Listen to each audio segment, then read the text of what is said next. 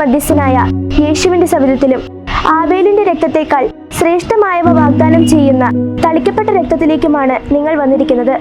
ഹെബ്രായർ 12-24 വാക്യം. 1421 മിസ്റ്റർ പത്രോസ് പൗലോസ് സ്ലീഹന്മാരുടെ ദേവാലയത്തിലെ വികാരിയച്ഛന് ദിവ്യകാരുണ്യത്തോട് യാതൊരുവിധ ഭക്തിയോ സ്നേഹമോ വിശ്വാസമോ ഉണ്ടായിരുന്നില്ല.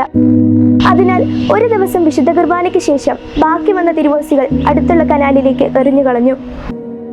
കുറെ മാസങ്ങൾക്ക് ശേഷം മുക്കുവന്മാർ കനാലിലെ വെള്ളത്തിൽ പൊങ്ങിക്കിടക്കുന്ന തിരുവോസ്തികൾ കണ്ടെത്തി. അവ രക്തത്തിൽ കുതിർന്ന് കട്ട പിടിച്ച അവസ്ഥയിലാണ് കാണപ്പെട്ടത്. ആ അത്ഭുതത്തെ പറ്റിയുള്ള വാർത്ത പെട്ടെന്ന് നാടെങ്ങും പരന്നു. അനേകം വിശ്വാസികൾ അത്ഭുതത്തിന് ദൃക്സാക്ഷികളായി. സംശയാലുവായ ആ വൈദികന് ഈ അത്ഭുതത്തോടെ വലിയ പരിവർത്തനം സംഭവിച്ച് ദിവ്യകാരുണ്യ ഈശോയെ ആഴത്തിൽ സ്നേഹിച്ചു.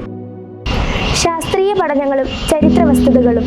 ഈ തിരുവോസ്തി മുക്കുവന്മാരിൽ നിന്നും സ്വീകരിച്ച് വളരെ ആഘോഷമായി വിശുദ്ധ പത്രോസ് പൗലോസ് സ്ലീഹന്മാരുടെ നാമത്തിലുള്ള ദേവാലയത്തിൽ പ്രതിഷ്ഠിച്ചു. തിരുസഭാധികാരികൾ ആവശ്യമായ പഠനങ്ങൾ നടത്തിയ ശേഷം ഇതൊരു ദിവ്യകാരുണ്യ അത്ഭുതമായി ഔദ്യോഗികമായി പ്രഖ്യാപിക്കുകയും അമൂല്യമായ വിശുദ്ധ തിരുശേഷിപ്പ് പരസ്യമടക്കത്തിനായി സ്ഥാപിക്കുകയും ചെയ്തു. ഈ കുർബാനയപ്പത്തിൽ ഈശോയെ കാണാൻ കൊതിയോടെ ഈശോയെ നിന്റേതായിടാൻ നീ അത്താഴമായി എന്നത്താണിയായി ദിവ്യകാരുണ്യമായൻ